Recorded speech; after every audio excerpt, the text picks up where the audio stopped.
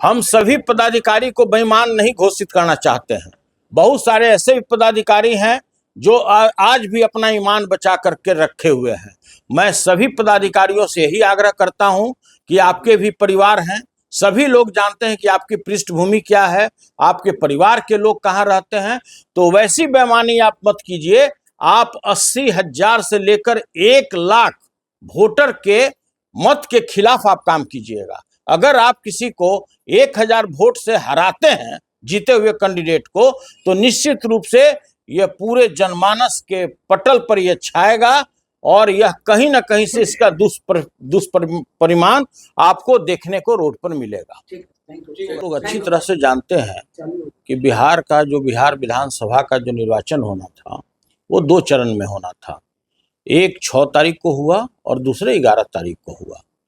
11 तारीख को सबसे आश्चर्य वाली बात है कि हजारों मतदान केंद्र ऐसे थे यहाँ पे वोटर लाइन में लगे हुए थे 7 बजे तक, और 6:15 बजे 6:30 बजे शाम को कई मीडिया वाले का, इलेक्ट्रॉनिक मीडिया वाले का, अनेक चैनल वाले का, अनेक पोर्टल वाले का एग्जिट पोल आने लगा। सभी लोग लगता है कि कितना बड़ा बीड़ा उठाए हुए थे और उन्होंने लगातार, लग रहा था कि मानो एक ही किसी बस से सारे लोग गए हों पूरे जगह सर्वे करने के लिए एग्जिट पोल का, और एक साथ सभी लोग मिलता जुलता एग्जिट पोल में एनडीए को जिताना शुरू कर दिए। तो देखिए, यह बात तो समझ में आता है अच्छी तरह से कि मीडिया हाउस वाले का भी अपना एक कंपल्सन होता है, उनको अपना चैनल चलाना होता है, तो यह बात समझा जा सकता है। लेकिन इस तरह का सर्वे दिखाना, एग्जिट पोल दिखाना और सारे मतदाता लाइन में लगे हुए हैं, उनको किसी न किसी इस बड़े षड्यंत्र में फंसा करके, जिसका था कि इस पार्टी को देना है, उसके दिमाग को, उसके माइंड को डाइवर्ट करने के लिए इस तरह का एग्जिट पोल किया गया। पहला तो ये सबसे बड़ी आपत्ति है। लेकिन चुनाव आयोग तो भाई अद्भुत है। सभी लोग जानते हैं कि उनके साख पर किस तरह से बट्टा लग चुका है। एसआईआर का मुद्दा हो या किसी भी प्रकार का मुद्दा हो, चुनाव आयोग तो कुछ सुनने के लिए तैयार नहीं है। अगर माननीय सर्वोच्च न्यायालय का हस्तक्षेप नहीं होता, उनका ऑर्डर नहीं होता, तो एसआईआर के आड़ में न जाने ये कितने कुकर्म किए होते। तो देखिए, इस पर भी मेरा कोई बहस नहीं है। सबसे बड़ी बात है कि टोटल 7,45,00,000 वोटर थे। अगर 66.91% अगर वोट हुआ तो 4,98,00,000 वोट पोल हुआ। तो भाई हम लोग भी जानना चाहते हैं मीडिया हाउस वाले लोगों से, बहुत सारे ऐसे मीडिया हाउस वाले लोग जो हैं कि जो हम लोगों को 50 के नीचे आंक दिया, जबकि धरातल पर जो आप ही के चैनल वाले लोग जो ग्राउंड जीरो पर थे, वो लोग आश्चर्यचकित थे कि अरे भाई, यहाँ सारा जो वोट है वो किसी एक पार्टी को जा रहा है और वहां एग्जिट पोल कुछ और बता रहा है।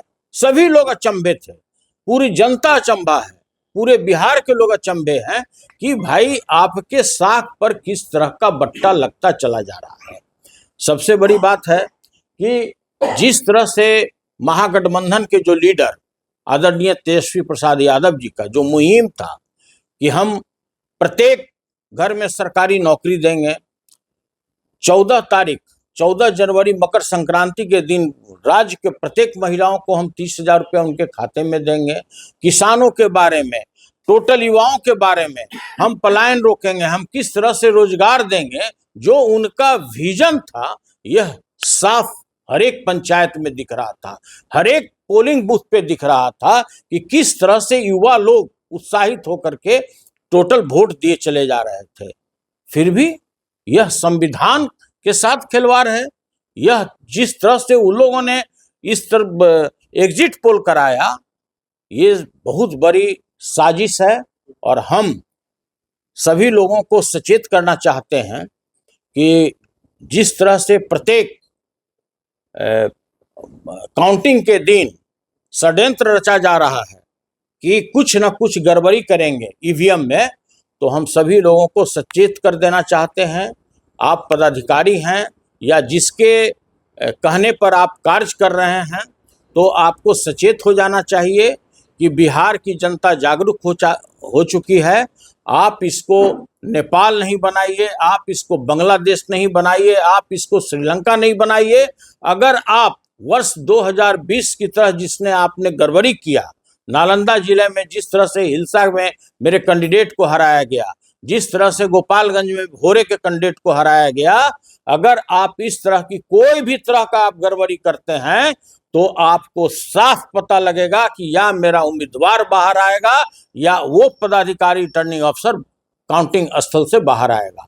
तो हम यह बात आप लोगों को बड़ी विनम्रता के साथ कहना चाहते हैं कि जितने भी पदाधिकारी हैं और जितने रिटायर्ड और टायर्ड अफसरों के कहने पर वो कार्य कर रहे हैं, वो बिल्कुल सचेत हो जाएं। और हम हाथ जोड़कर यही विनती करना चाहते हैं कि पूरे बिहार की जनता जागरूक हो चुकी है, आपके कुकृत्यों को पहचान चुकी है।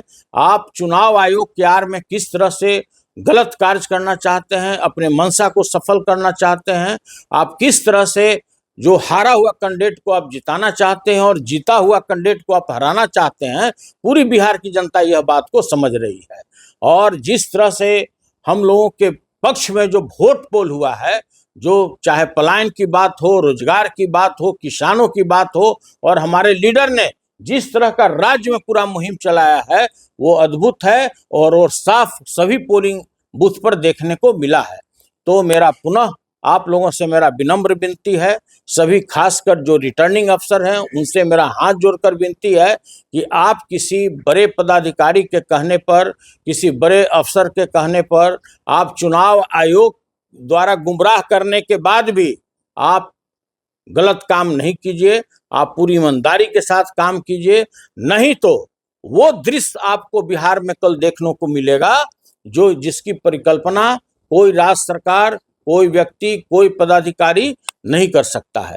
और हम इसी चीज को सचेत करने के लिए आज आप लोगों को बुलाए हैं कि सभी जगह से जिस तरह से खबर आ रहा है कि भाई ये एनडीए को किसी तरह से जिताना है और जो हमारा महागठबंधन है जहां पर 1000 वोट से कम का रेशियो हो उसको जबरदस्ती हराना है, तो ऐसा कुकृत कोई भी पदाधिकारी, चाहे आप किसी भी प्रकार से पोस्टिंग पाए हों, हम लोग को भी समझ में आता है, पूरे राज्य के जनता को समझ में आता है कि आपकी पोस्टिंग किस कारण से, जो सबसे असफल पदाधिकारी हैं उनको क्यों किया गया है। तो हाथ जोड़कर पुनः मेरी एक बार और विनती है कि आप लोग कोई भी गलत कार्य नहीं कीजिए, आप दूध का दूध और पानी का पानी कीजिए। जहां भी हमारा 1000 वोट के अंतर से हार जीत है वो काम मत कीजिए जो वर्ष 2020 में आप लोगों ने किया है, जो हिलसा में देखने को मिला, भोरे में देखने को मिला, परिहार में देखने को मिला। नहीं तो रोड पर आपको वो दृश्य दिखेगा कि जिसकी परिकल्पना नहीं की जा सकती है। आप नहीं संभाल सकते हैं। जिस तरह नेपाल में हुआ, जिस तरह से बांग्लादेश में हुआ, जिस तरह से श्रीलंका में हुआ, वो दृश्य कल आपको पूरे बिहार में देखने को मिलेगा अगर आप बेईमानी करते हैं तो। विपक्ष कौन है? हम तो कल पक्ष में हैं, हम विपक्ष नहीं है। हमारे पास मेजॉरिटी है, लोगों ने हमको वोट दिया है। आप अच्छी तरह से जानते हैं कि जो 72 लाख नए लोगों ने अपना मताधिकार का प्रयोग किया है, क्या इसी भ्रष्टाचारी सरकार को बचाने के लिए किया है? जिसके छोटे छोटे पदाधिकारी के यहाँ करोड़ों करोड़ रुपया मिला, उसको बचाने के लिए किया है? क्या उसको बचाने के लिए उन्होंने मताधिकार का प्रयोग किया है कि जिस तरह किसानों का शोषण और दोहन हो रहा है, क्या उसको बचाने के लिए लोगों ने वोट किया है कि जो किसी भी ब्लॉक में चले जाइए, किसी भी थाना में चले जाइए, किसी भी अनुमंडल में चले जाइए, मृत्यु प्रमाण पत्र लेने के लिए भी रिश्वत देना पड़ता है? क्या लोगों ने इसके लिए वोट किया है बढ़ करके? आज तक बिहार का सारा रिकॉर्ड टूट चुका है। 69% वोट पोल हुआ है और यह वोट जो पोल हुआ है ये बदलाव के लिए हुआ है, इस भ्रष्टाचारी सरकार से निजात पाने के लिए हुआ है और तेजस्वी यादव जी को मुख्यमंत्री बनाने के लिए हुआ है। चुनाव की बात की जाए, इस समय रिजल्ट आ रहा था, 4 घंटे जो है सर्वर स्लो रहा और उसके बाद रिजल्ट कुछ ऐसा है। अगर इस तरह की स्थिति होती है तो क्या महागठबंधन सड़क पर उतर जाएगा? महागठबंधन नहीं, पूरी आम पब्लिक रोड पे उतर जाएगी। जो कुकृत आपने वर्ष 2020 में किया कि 4-4 घंटा आपने काउंटिंग रोकवा दिया, 4-4 घंटा किसी को बारे में किसी को कुछ पता नहीं था।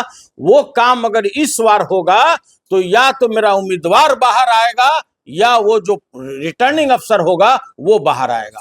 मैं आपको चेतावनी देना चाहता हूँ। सड़क पर आ जाएगी जनता। पूरी जनता सड़क पर आएगी और वो दृश्य देखने को मिलेगा जो आपको नेपाल में देखने को मिला है। और पूरी जनता इस चीज से आशंकित है कि ये बेईमान लोग जिस चुनाव आयोग के बारे में साख पर उसका बट्टा लग चुका है, जितने रिटर्निंग अफसर हैं, किस तरह से उनकी पोस्टिंग की गई है, तो यह पूरी जनता आशंकित है कि कहीं न कहीं आप बेईमानी कीजिएगा तो आपको भी नेपाल का दृश्य यहाँ पर देखने को मिलेगा।